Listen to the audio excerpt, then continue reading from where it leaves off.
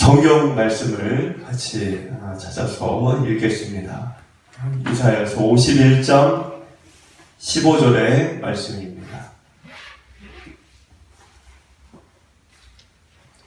이사야서 51장 15절의 말씀.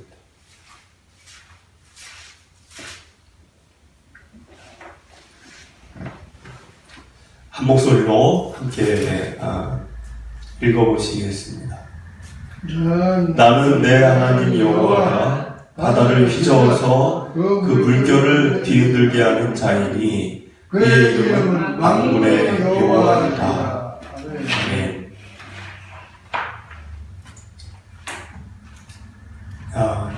지난 한 주 잘 지내셨는지 모르겠습니다. 만연한 이제 가을이 된 것 같고 한 주 동안 여러분에게 많은 일이 있으셨을 것 같기도 하고 또 사회적으로도 참 많은 일들이 있었지만 어쨌든 여러분들 늘 건강하시기 바라고 이 가을 소소한 즐거움이라도 누리시면서 또 계획하고 뜻하신 일들이 있다면 그걸 잘 또 읽어가시고 성취하시면서 겨울을 또 준비해 나아가시게 되기를 축복을 드립니다. 오늘 말씀은 이제 51장 이야기죠. 여러분들과 저는 이제 하나님을 믿고 따르는 일에 결심을 했기 때문에 교회에 이렇게 나와서 예배도 드리고 또 세례도 받고 또 우리가 이렇게 하나님을 늘 마음에 품고 사는 거죠. 그러면 하나님을 믿고 따르는 것은 어떤 삶을 말하는 것일까?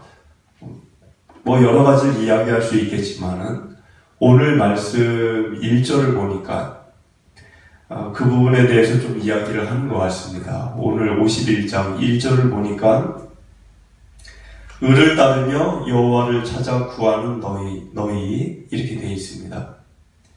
그러니까 하나님을 믿는다는 것은 의를 따르고 여호와를 찾아 구하는 삶입니다. 그게 하나님을 믿고 따르는 거예요. 교회를 다니면서도 이 생활과 자세가 이런 태도가 없다고 하면 하나님을 믿고 따르는 일에 문제가 있는 거죠. 그러니까 하나님을 믿고 따른다는 것은 의를 따르셔야 됩니다. 의로움을. 악한 거와 타협을 하면 안 되는 거죠.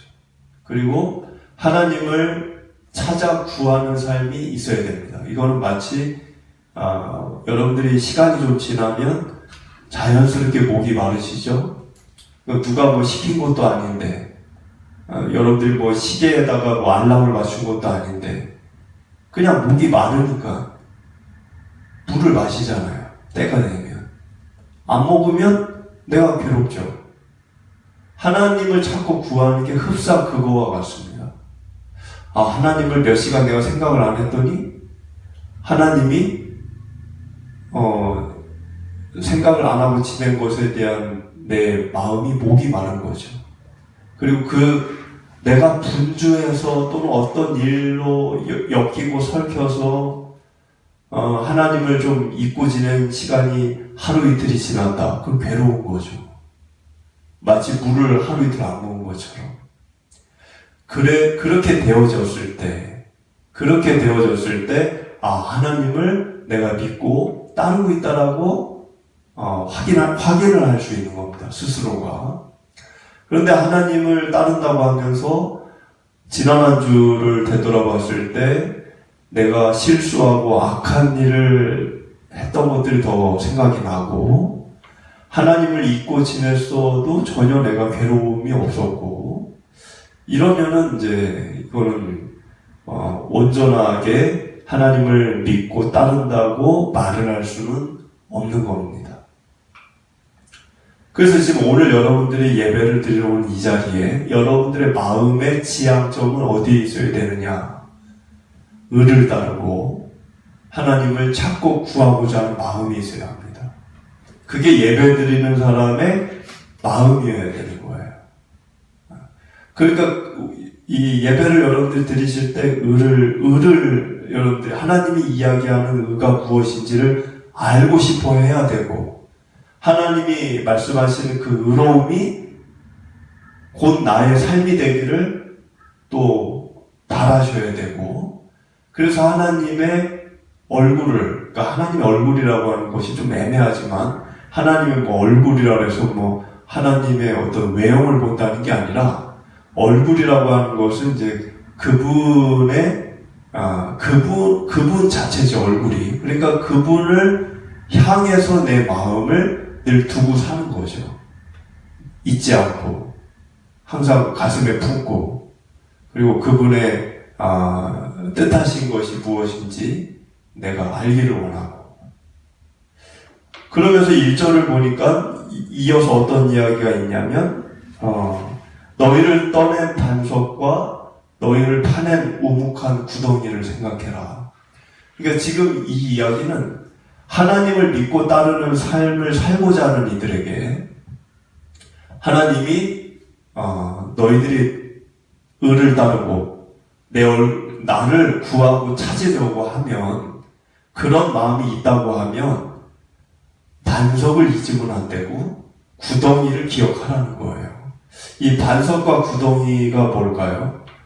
이스라엘에게 있어서 반석은, 피난처는 하나님이세요. 그러니까 반석은 하나님을 얘기하는 거고, 이 구덩이, 여기 지금 우묵한 구덩이, 너희를 파내, 이거는 함정이에요, 함정. 그러니까 함정이라고 하는 거는 내가 자력으로 나올 수 없는 것이 함정이죠. 만약에 내가 자력으로 나올 수 있으면 그건 나에게 함정이 되지 않습니다. 나에게 있어 함정은 내 힘으로 나올 수 없는 상황이에요, 상황. 그게 움푹 패인 구덩이에요. 그럴 때, 이스라엘에게 그런 일들이 있을 때마다 이스라엘을 떠낸 반석, 이스라엘 끄집어내준 그 반석, 하나님이죠. 그분을 상기하고 기억하라는 거예요. 우리로 얘기하자면, 여러분들이 예배 자리에 나왔을 때, 예배만이 아니라 여러분들의 일상에서 하나님을 여러분들이 생각하실 때 뭘 생각해야 되냐면, 그냥 하나님, 그게 아니고, 지난 여러분들의 삶 가운데서 여러분들의 자력의 힘으로 이룰 수 없었고 해결할 수 없었던, 그때 하나님이 나를 들어서 나를 세우시고 나를 건지셨던 그 하나님을 항상 상기하고 기억하라는 거예요. 근데 우리는 망각의 존재입니다, 인간이. 그러니까 하나님의 은혜를 경험을 늘 하고 살아왔는데도 사실은 지금의 어려운 것만 생각하느라 감사도 잃어버리고 지난날 나를 건지셨던 하나님에 대한 기억도 흐려져요. 그리고 오늘 내가 갖고 있는 어려움 때문에 오히려 이스라엘 민족이 광야에서 했던 것처럼 고기 먹고 싶다, 목이 마르다 그러면서 불평하고 원망만 하는 거죠. 지난날에 애굽에서 바로의 10가지 재앙과 홍해의 바다, 그거는 다 잊어버리는 거죠. 그게 이스라엘 민족만 그런 게 아니고 저와 여러분도 그렇다는 거예요. 초등학교 시절, 중학교 시절, 고등학교 시절 기억나십니까? 물론 다 기억이 날 수는 없죠. 그러나 그 힘들고 어려운 순간에 하나님이 나와 함께 했던 그 어떤 기억들은 갖고 가야 된다는 것입니다. 그래서 그런 거를 지금 하나님이 요청을 하시면서 그 기억보다 더 오래전 기억, 그러니까 이스라엘에게 있어서는 지금 1절의 이야기는 어떤 모세 시대를 얘기하는 거죠. 이제 출애굽을 시키고, 너희가 움푹 패인 구덩이라고 하는 거는 400년간 채석장에서 돌을 캐고 돌을 옮기고 했던 그들의 역사를 얘기하는 거예요. 근데 그때 떠낸 반석, 하나님이 모세를 통해 출애굽을 시키셨죠. 그거를 지금 바벨론 포로 시절에 지금 한참 시간이 지났잖아요. 지금 그걸 기억하고 상기하라는 요청을 드리는 1절의 말씀인데, 그 이야기를 하시면서 2절에서는 더 오래전 기억을 또 떠올리게 합니다. 이스라엘 사람들에게 더 오래전 일들을 기억하라면서 이 얘기를 하세요. 그게 아브라함의 이야기예요. 2절을 읽어보겠습니다. 2절. 너희의 조상 아브라함과 너희를 낳은 사라를 생각하여 보라. 아브라함이 혼자 있을 때에 내가 그를 부르고 그에게 복을 주어 창성하게 하였느니라. 자, 이 아브라함은 모세보다 더 오래전 사람이에요. 그러니까 지금 모세 시절 얘기를 했다가 더 오래전 아브라함 얘기를 하시면서 아브라함이 혼자 있었다. 혼자 외롭게. 근데 그 혼자 있을 때 내가 그와 함께 했다. 내가 여기 2절 보니까 내가 그를 불렀다라고 돼 있어요. 내가 그를 불렀다. 혼자 있을 때. 여러분들 이런 신앙이 우리 안에 있어야 됩니다. 하나님이 여러분들을 부르신 거예요. 여러분들 어느 순간 교회를 나오거나 어느 순간 신앙생활을 하기로 결심을 하셨겠지만 엄밀히 얘기하면 여러분들이 한 게 아니에요. 하나님이 여러분들을 부르신 거예요. 그게 내 마음의 어떤 마음의 한 구석의 마음을 두드리셨든 아니면 어떤 장면과 어떤 상황을 겪으면서 하나님이 내 마음에 전에는 없었던 마음을 품게 하셨든 또 그런 상황이 오기까지 주변의 사람들이나 여러 가지 그 일상을 하나님이 설계를 하셨든 하나님이 부르신 거예요. 여러분들이 스스로 교회를 다니는 게 아닙니다. 그러니까 하나님은 늘 그렇게 얘기하셨지 누가 나를 스스로 믿었다 이렇게 얘기한 적이 없어요. 하나님은 늘 불렀다라고 얘기하셔요. 여러분들도 마찬가지예요. 하나님 부르신 겁니다. 혼자 있을 때. 그런데 그에게 복을 주어 창성케 했다. 그 이야기를 왜 지금 바벨론 포로 생활하는 이들에게 할까? 그것은 너희들이 혼자 있는 것 같을지라도 외롭게, 고독하게, 참새 소리밖에 들리지 않는 사막의 방아새밖에 보이지 않는 다윗의 그 아둘람 굴 속의 생활이라 할지라도 다윗이 혼자 있었던 게 아니라는 거예요. 다윗이 사막에 방아새가 혼자 막 밤에 날아가는 거 그것만 쳐다보면서 이 넓은 사막에 나 혼자 있구나. 고독하구나. 이럴 때 다윗이 나 고독하다 외롭다 그러고 끝났습니까? 시편을 보십시오. 그런 고백을 하지 않았어요, 다윗이. 하나님이 지금 이 자리에 나와 함께 있다라고 고백을 했습니다. 그런 하나님인 거를 기억하라는 거예요, 지금 2절은. 지금 오늘 이 51장은 제가 볼 때 주제가 사람이에요. 왜 사람이냐면 사람이 내 곁에 없다고 해서 외로워하지 말라는 거예요. 그리고 그 뒤에 부분에 보면 51장 뒤에 부분을 보면 사람이 나를 괴롭힌다고 해서 두려워하지 말라는 거예요. 그러니까 오늘 주제는 사실 나 말고 다른 사람들이 나를 어떻게 대하느냐에 대한 이야기입니다. 사람들이 나를 무시해. 내가 외로워져. 외로운 게 아니라는 거예요. 그리고 사람들이 나를 괴롭혀. 비방해. 조롱을 해. 두려워하지 말라는 거예요. 그게 오늘 사실 주된 내용입니다.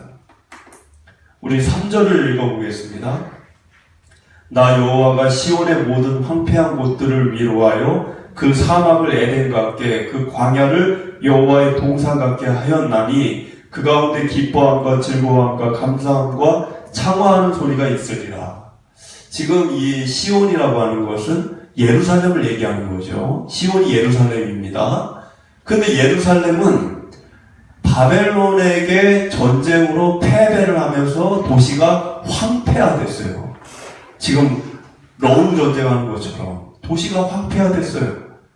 근데 그 황폐해진 그 예루살렘을 지금 이 3절을 보니까 사막과 같은 그 에덴, 사막과 같은 예루살렘을 에덴과 같게, 그리고 동산과 같게, 에덴, 동산, 동산처럼 그렇게 하나님이 회복을 하셔서 기뻐함과 즐거움과 감사가 넘치는 곳으로 바꾸겠다라는 본인의 의지를 여기다가 담으셨습니다. 여러분들, 하나님은 그런 분이십니다. 절망, 인생의 절망, 무너진 가정, 그리고 내 무너진 일상들, 기쁨이 상실된 내 삶, 여러분 그거를 어떤 방법으로 그거를 회복할 수 있겠습니까? 세상적인 방법으로는 그게 온전히 되지 않아요. 하나님이 지금 하신 이야기는 그런 황폐화된 곳이 어디가 되었든, 그것이 시온이 되었든, 가정이 되었든, 우리 일상이 되었든, 내 현재 생활이 되었든, 그걸 회복시키시는 분이 하나님이라는 걸 지금 밝히고 계시는 겁니다. 그래서 우리의 일상 가운데 그 하나님이 우리를 건져주시면 3절처럼 기뻐함과 즐거움과 감사함이 넘쳐나는 거예요. 그러면 그 하나님을 우리가 가까이 함께 해야 그런 일들이 일어나지, 하나님을 저 멀리 놓고 우리가 살면 그런 일이 일어나지를 않는 거죠. 그럼 하나님과 우리가 가깝게 이렇게 함께 동행을 하고 함께 하나님과 함께 해야 이런 일이 일어나는데, 하나님을 함께 한다는 게 뭐냐는 거예요. 하나님과 함께 해야 이런 황폐화된 곳이 에덴이 되는 건데, 내 삶이 하나님과 함께하는 일이 어떻게 하나님과 함께할 수 있냐는 거예요. 그것이 4절에 써 있습니다. 우리 4절을 읽어보겠습니다. 내 백성이여 내게 주의하라. 내 나라여 내게 귀를 기울이라. 이는 율법이 내게서부터 나갈 것임이라. 내가 내 공의를 만민의 빛으로 세우리라. 지금 하나님이 이야기하는 것은 내가 이 시온을, 예루살렘 황폐화된 여기를 생명의 곳으로 바꿀 것인데 전제사항이 있는 거예요. 그냥 되는 게 아닙니다. 그냥 되는 게 아니에요. 4절에처럼 내 백성이여 내게 주의하라. 그러니까 attention. 그러니까 우리가 주목이죠. 주목. 누구를 주목하라는 거예요? 세상? 아니면 강대국? 아니면 물질? 아니면 뭐 다른 명예, 권세? 뭐를 주목하라는 겁니까? 하나님을 주목하라는 겁니다. 그럼 하나님을 주목하는 건 뭐냐는 거예요? 하나님을 주목한다는 게 뭐죠? 그게 뭐냐는 거예요, 구체적으로. 그게 하나님의 말씀에 귀를 기울이는 거예요. 여기 써 있잖아요. 내게 귀를 기울이라. 하나님의 말씀에 귀를 기울이는 게 하나님을 주목하는 거고, 그게 곧 하나님을 가까이 하는 일이 되는 겁니다. 그러니까 하나님의 말씀에 귀를 기울이는데, 이스라엘이 받은 하나님의 말씀은 뭐죠? 지금 여러분들이 갖고 있는 이런 성경책을 이 당시에 이스라엘 사람들이 갖고 있었나요? 갖고 있지 않았죠. 이 성경책은 나중에 나온 거니까. 그러니까 이 당시 이스라엘 사람들이 갖고 있는 하나님의 말씀이 뭐냐는 거예요. 그들이 갖고 있는 하나님의 말씀. 율법입니다. 어디서 받은 거죠, 그 율법을? 시내산에서. 누가? 모세를 통해. 그게 유일하게 갖고 있는 그들의 하나님의 말씀이에요. 그러니까 율법이라고 하는 것은, 여러분 기본적으로 율법이라는 것은 선하고 좋은 겁니다. 예수님도 율법을 폐하지 않는다 그랬어요. 그렇게 생각하지 말라 그랬어요. 율법은 좋은 거예요. 왜 좋은 거죠? 하나님의 공의의 기준으로 만든 조항들이에요. 그러니까 하나님이 율법을 심심해서 준 게 아니고 자신의 올바른 뜻과 또 마음, 그리고 공의의 기준, 이것이 공의인가 아니면 공의롭지 않은 것인가의 기준으로 고민을 해서 하나님이 주신 게 율법이에요. 그러니까 율법은 좋은 겁니다. 그래서 그 율법을 지금 4절에 보니까 율법이 내게서부터 나갈 하나님 자신이 줬다는 거죠. 인간들이 만든 게 아니에요. 뭐 인간들이 머리 똑똑한 사람들이 판사, 변호사, 검사들이 모여서 뭐 연구해서 만든 조항들이 아니고 철저하게 율법은 하나님이 기록을 하고 하나님이 주신 거예요. 십계명이 생각하시면 아시겠죠? 십계명. 그래서 하나님이 원하시는 게 뭐냐? 그걸 왜 줬느냐? 그 율법을 왜 줬느냐라는 건데, 여기 4절에 그 목적이 주신 이유가 하나님의 공의가 만방에, 만민들에게 전해지기를 원했다는 거예요. 그게 율법을 주신 이유예요.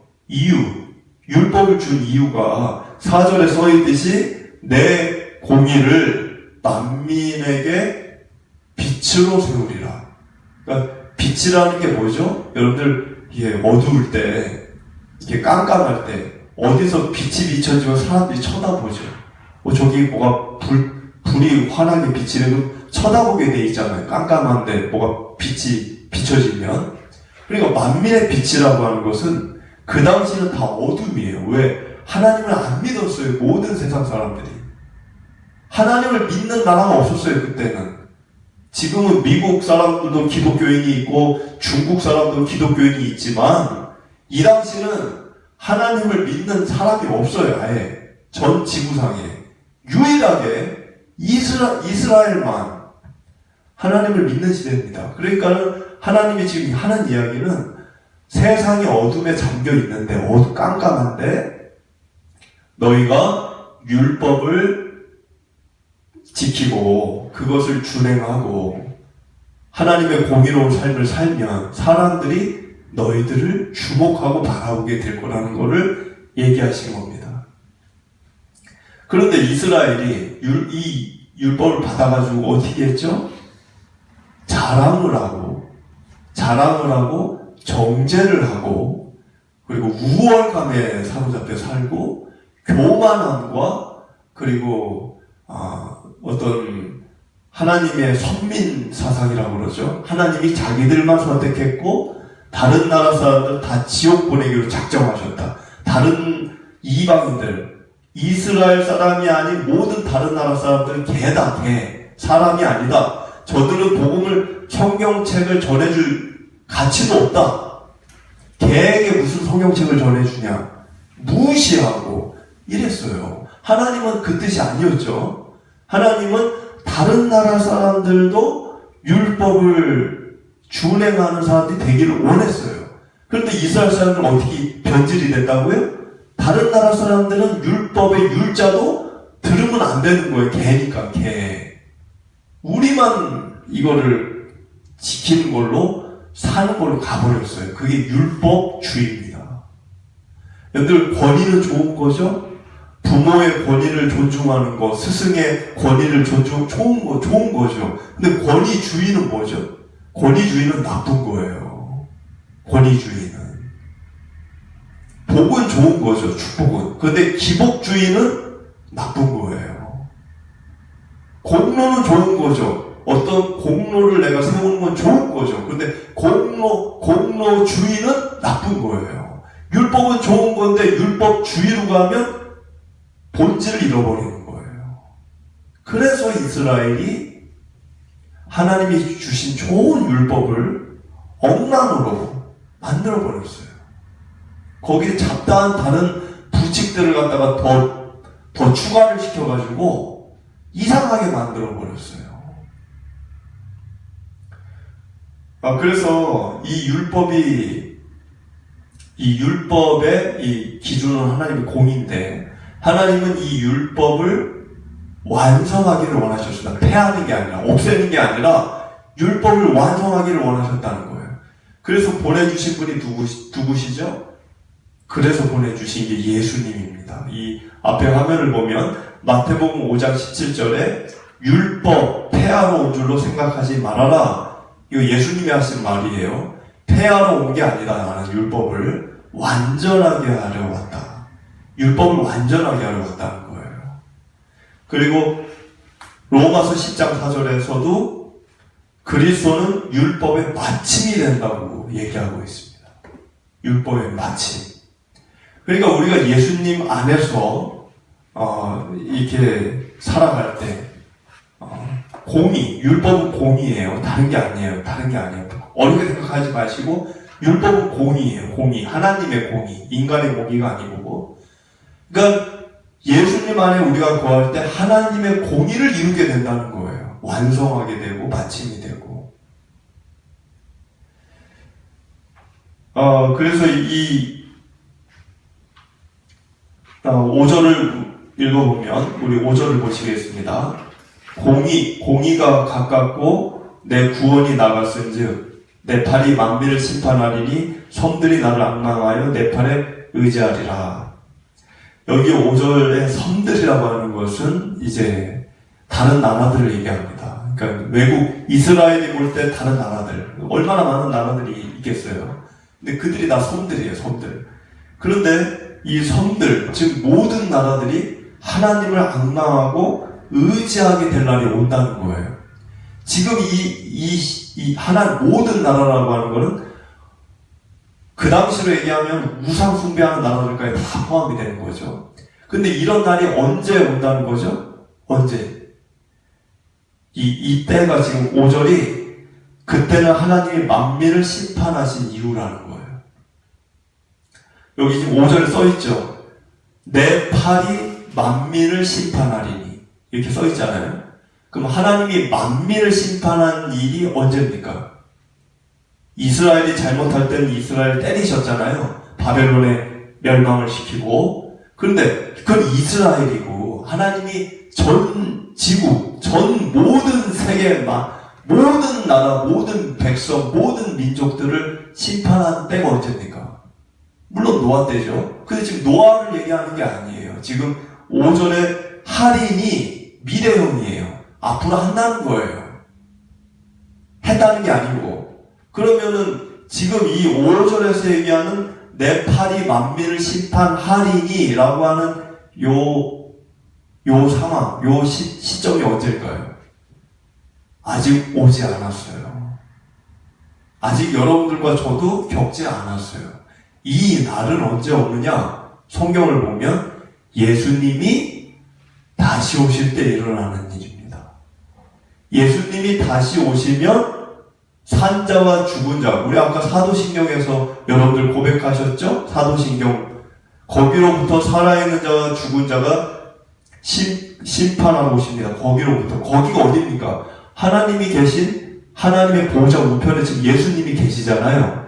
예수님이 지금 하나님과 함께 계시잖아요. 죽으시고 부활하시고 승천하셨기 때문에 거기에서 살아있는 자와 죽은 자를 심판하러 오신다는 거예요. 아까 우리가 사도신경에서 고백했던 대로 그 날이 아직 안 왔어요. 그러니까 지금 5절에서 얘기하는 거는 예수님이 다시 오시는 그날이 오면 누가 됐든 살아있는 자, 죽은 자 모두가 다 심판을 받는데 그때가 되면 모두가 하나님을 앙망하고 하나님을 의지하는 순간이 온다는 거예요. 자, 여러분들 이사야가 지금 굉장히 먼 미래를 얘기하는 겁니다. 우리도 겪지 않은 일을. 지금 6절을 읽어보겠습니다. 6절은 이런 이야기예요. 그날이 오면 예수님이 다시 와서 심판을 하는 그날이 오면 사람만 심판받는 게 아니라는 거예요. 이 피조세계, 하늘과 땅과 바다와 육지와 이 모든 지구상에 있는 피조세계도 같이 심판을 받는다라는 게 6절의 이야기입니다. 우리 같이 읽어보겠습니다. 너희는 하늘로 눈을 들며 그 아래 땅을 살피라. 하늘이 연기같이 사라지고 땅이 옷같이 헤어지며 거기에 사는 자들이 하루살이같이 죽으려니와 나의 구원은 영원히 있고 나의 공의는 폐하여지지 아니하리라. 지금 여기 6절을 보면 만민이 심판을 받는 그 5절의 상황이 올 때 동시적으로 일어나는 일들이 하늘이 사라지고, 하늘이 사라진 적이 있습니까? 성경 역사 중에? 없어요. 하늘이 언제 사라졌어요? 그리고 땅이 헤어지고, 땅이 헤어졌다는 거는 땅이 구멍이 난 것처럼 종목은 옷처럼 헤어져가지고 너덜너덜 그런 적이 없죠. 지금까지는. 그러니까 이거는 또 단어 자체가 미래형으로 되어 있어요. 죽으려니와 어쩌려니와. 그러니까 이거는 일어난 과거를 얘기하는 게 아니라 앞으로 예수님이 오시면 이런 일들이 일어난다는 거예요. 그러면 왜 자연이 심판을 받을 거예요? 죄는 인간이 지었는데. 그거는 이 피조세계 자연도 악으로 뒤덮여져 있고 변질되어졌기 때문에 그렇습니다. 여러분들 이 피조세계, 지금 여러분들이 보시는 하늘과 땅과 이게 하나님이 처음에 지었던 창세기에 지으셨던 그 모습이 아니에요. 그 모습이 아닙니다. 지금 이게 다 망가진 거예요. 뭘로 인해서? 인간의 죄로 인해서. 그러니까 죄로 인해서 우리 인간, 아담, 우리 인간의 죄로 인해서 이 지구도 지금 생명력을 잃어버렸어요. 이미 잃어버린 겁니다. 이미. 그러니까 앞으로도 뭐 이게 없어진다고 하지만 이미 생명력은 잃어버렸어요. 그러니까 땅에 사는 모든 존재는 다 죽습니다. 늙게 되고. 그래서 이제 하나님이 앞으로 일어날 일들을 이사야에게 이렇게 보여준 겁니다. 그래서 우리는 세상에 미련을 둘 필요가 없어요.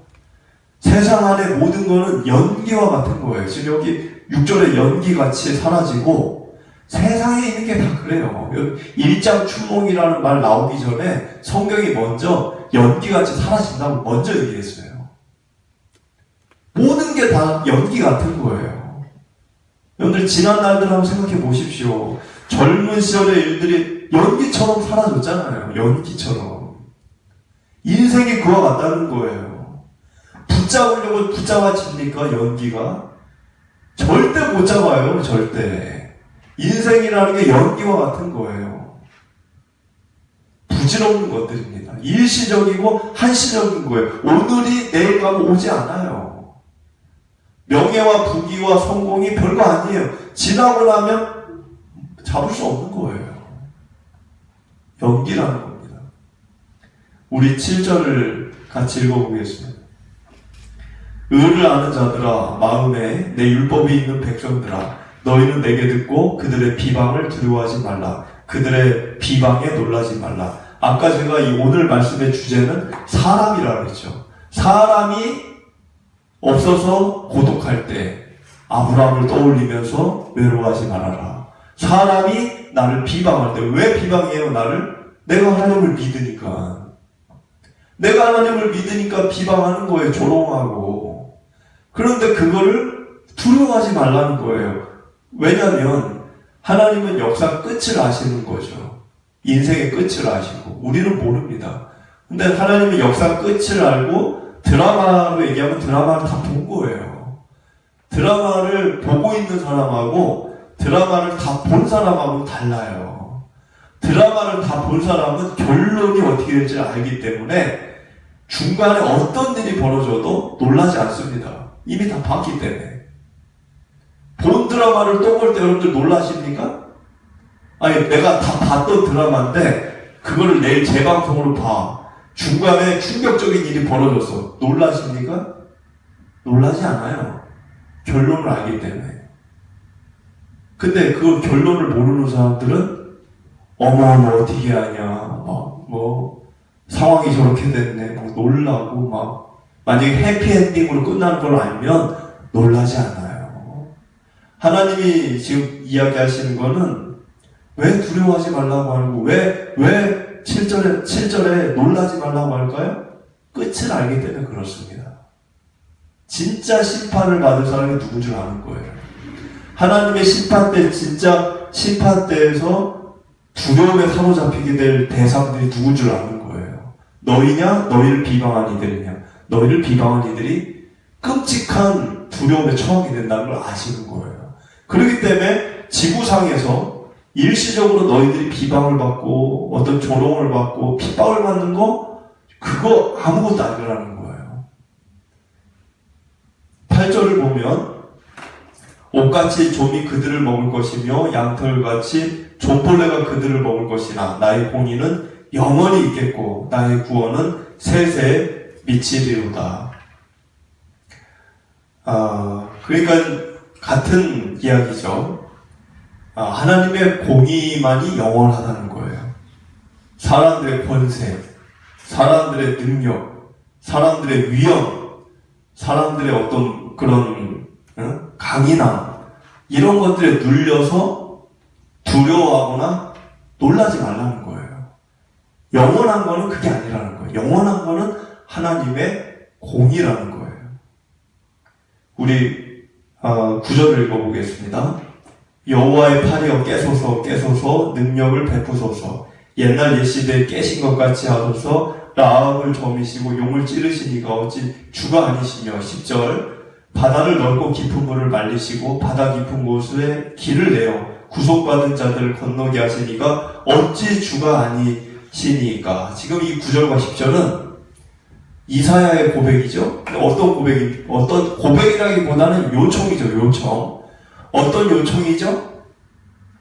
하나님, 지금 내가 비방을 받고 내가 지금 핍박을 받고 사람들에게 놀림감이 되고 있고, 그러니까 이사야가 지금 뭘 요청을 해요? 하나님 잠들어 계십니까? 일어나세요. 일어나세요. 지금 9절을 보니까 깨소서 깨소서. 잠들어 계세요? 일어나세요. 하나님 일어나서 저들을 심판하십시오. 왜 가만히 계십니까? 지금 그게 이제 지금 여기 9절의 이야기예요. 옛날 옛 시대에 깨신 것 같이. 옛날 지금 얘기하죠? 옛날 언제로 얘기합니까? 라합이라는 거는 애굽의 바로 왕 시대를 얘기하는 거예요. 애굽이 바로가 악을 저지를 때 하나님이 모세를 통해 10가지 재앙을 주고 애굽을 막 치셨잖아요. 그때는 치셨는데 왜 지금 가만히 계십니까? 그 얘기예요. 그리고 지금 용을 찌르시니, 용이라는 게 뭘 얘기하는 겁니까? 창세기 시절의 용을 얘기하는 거예요. 창세기 시대 뱀. 창세기 시대에 아담을, 하와를 타락하게 했던 그 뱀을 하나님이 저주하고 징계했잖아요. 하나님이 옛날에 그렇게 하셨는데 왜 지금 가만히 계십니까? 일어나세요. 하나님, 지금 나를 괴롭게 하는 저 악인들, 저 악한 사람들 좀 심판하십시오. 요청하는 거예요. 10절을 보면 10절이 뭐 그 얘기잖아요. 지금 그 홍해바다. 홍해바다를 가는 건 아니십니까? 하나님. 근데 왜 가만히 계십니까? 지금은 의인들이 핍박을 받고 조롱을 받고 악인들이 저렇게 막 그냥 강성하게 이렇게 저러고 있는데, 우리 11절 한번 읽어보겠습니다. 이제 이사야의 한탄이죠. 요청. 11절 읽어보겠습니다. 여호와께 구속받은 자들이 돌아와 노래하며 시온으로 돌아오니 영원한 기쁨이 그들의 머리 위에 있고 슬픔과 탄식이 달아나리로다.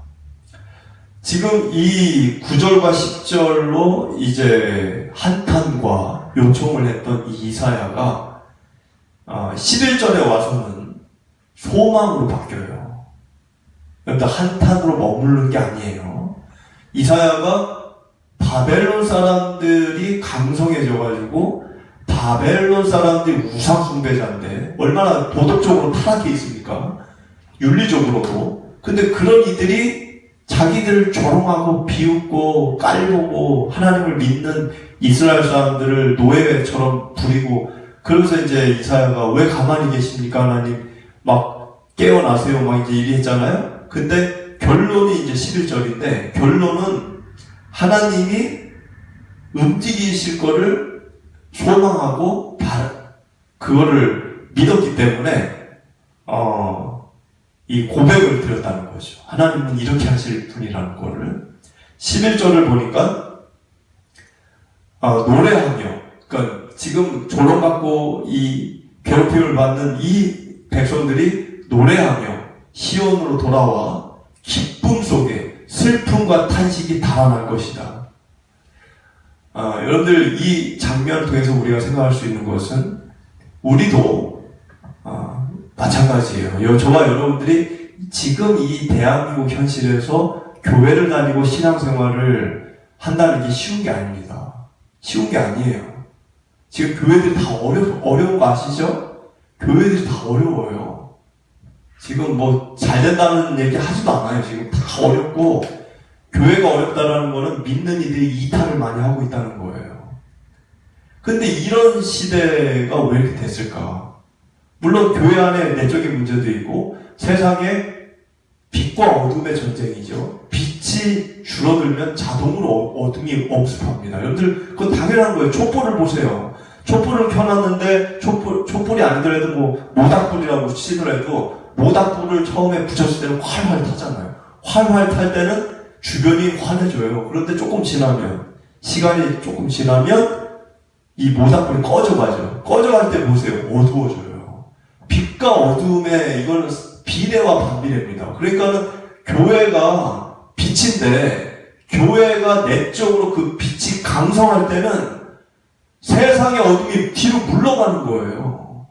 그런 때가 있었어요. 대한민국에. 근데 교회가 빛을 잃어버리니까 꺼져가니까 자동적으로 어둠이 점점 다가오는 겁니다. 지금은 그런 때. 지금은.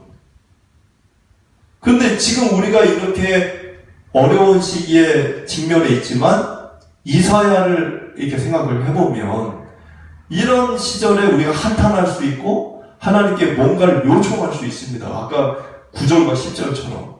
그런데 이 결론은 뭐냐는 거예요. 결론은 하나님의 역사를 펼치실 것을 기대하고 고대하고 소망하면서 우리가 하나님을 찬양 드리는 게 우리의 결론이 되어야 된다는 거예요. 12절을 한번 읽어보겠습니다. 이르시되 너희를 위로하는 자는 나 곧 나이니라. 이 두 번 반복됐어요.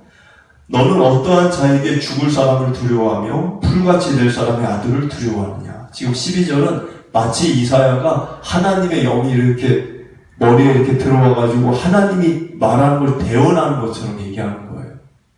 하나님의 응답이죠. 하나님의 대답이에요. 대답. 하나님의 대답이 뭐예요? 이르시되. 하나님이 일렀다는 거예요. 이거 이사야 말이 아니에요. 이르시되라는 거는 하나님이 나를 통해 지금 대언을 하고 있다는 거예요. 이르시되 너희를 위로하는 자는 누구냐?